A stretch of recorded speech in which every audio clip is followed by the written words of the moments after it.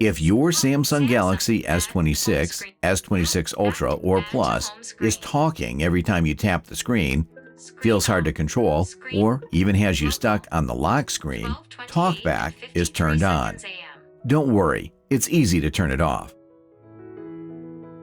First, if you're stuck on the lock screen, swipe up using 2 fingers to bring up the password screen. Enter your password carefully and unlock your phone. 5, 3, 6. Once you're in, swipe up with 2 fingers to open the app drawer. Find Settings, tap once to select, then double tap to open it.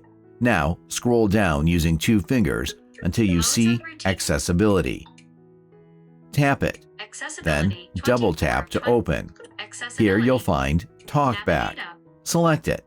TalkBack 3 of 9. TalkBack. Then tap the option to turn it off and confirm the prompt by double tapping to make sure it's off. Turn off. That's it. Once TalkBack is turned off, your phone will go back to normal and work just like before. Hope this helped. Thanks for your time.